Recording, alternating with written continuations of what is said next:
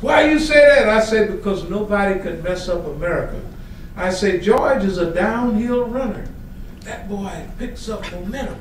You can't keep up with him going downhill. I said, this is what we tell the feds, that America is being drugged down by an idiot leader. Now you all know it, right? And he's ran all your friends away. All your friends in Latin America. All your friends in Africa and Asia. Right? I'm telling you, brothers and sisters, your enemy is not the Muslims. Your friend is the Muslim. You ask any of the immigrants here. They love America more than you do. This is the first time I spoke on a campus, the MSA. I was excommunicated from speaking on that platform in 1981. The last time, 1982. Haven't had no speech. May Allah bless this MSA. I don't know what got into y'all, but may Allah bless you. Okay. Last thing I want to say to the public is this. There is a global struggle. We as Muslims call it a struggle between haqq and batil, truth and falsehood. The point of the spear is the attack of the West against Islam. You have to realize that 1,500-year-old reality, for 1,200 of those years, it ruled the world. It ruled India for 700 years. Shoot, it ruled Spain for 700 years. It brought civilization to Europe. Islam had been the global power.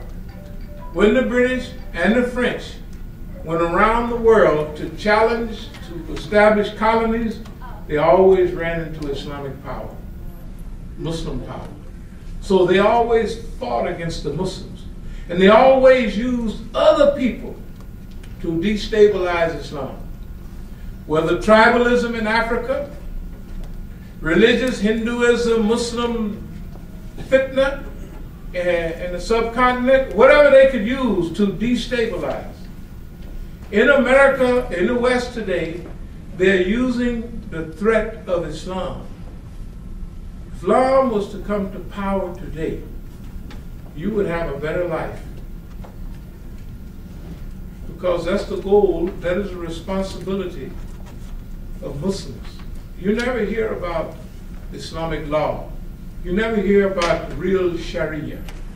You never hear about, they tell you about Muslims oppressing Christians. Well, you go to any place in the Middle East, Christians have been there all along. In Lebanon, in Iraq, and everywhere. Most of the Middle East was Christian before it became Muslim. And everyone under Islam has a right to practice their religion according to get married according to their guidelines, to live according to the guidelines of their religion. Especially those famous people of the book, Ali Kitab. That means especially Christianity and Judaism has a right in each Islamic, real Islamic country. Each Muslim, according to Quran, our holy book, it guarantees the rights of all of humanity. Guarantees their right.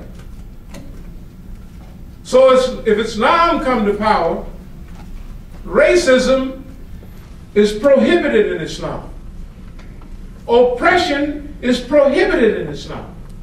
And I'm talking about the hybrid true Islam, not what they're practicing in these nation states that you call Egypt and all those places. Those are not Islamic. The people are Muslims, but the government are criminal nationalists, anti-Islamists, if you want to call them. But the global Islamic revival is underway. It's in full swing right now. It's happening no matter what happens. Every history and every people go through this metamorphosis. That was a time when the West was on the ascendancy. But that period of the West is beginning to wane, the whole West.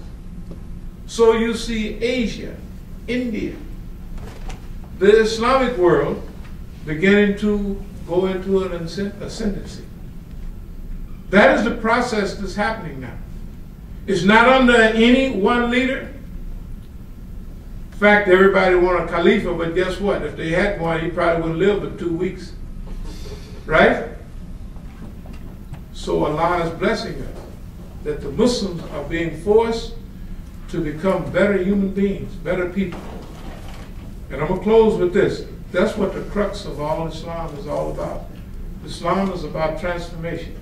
Islam is about taking a person that's a dope dealer and a criminal that's killing people and starting schools and things like that. I don't know about you, but I feel happy every day of my life. I said, man, look what I was doing, killing little kids. Giving them OD dope. That means it was good dope. I mean, good meaning bad. It kill you. And now we educate children. That's different. Making a difference in people's lives. That means that every person in here and in this world have a great destiny, but they got to look for it. And when they find it, the greatest thing in life is to go after a goal or go after an idea that is inspired by God. There's nothing like it. And any little oppression or hassle that you meet along the way is a benefit to you. It helps you grow, it helps you get bigger. Pretty soon you lose your fear of things of the world, and your focus is on the next life. You want to do as much good in this life to help you go into a better condition in the next life. That's what's going on. People don't talk about it. They make you think, and I'll close with this.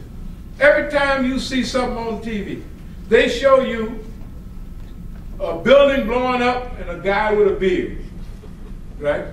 Or some terrorist act and a woman with hijab on, right? They do it all the time. Association. Then, as time go on, you begin to associate hijab, Muslims pray, with evil and bad, but actually that's good, huh? I'm trying to tell you, and I'm going to close.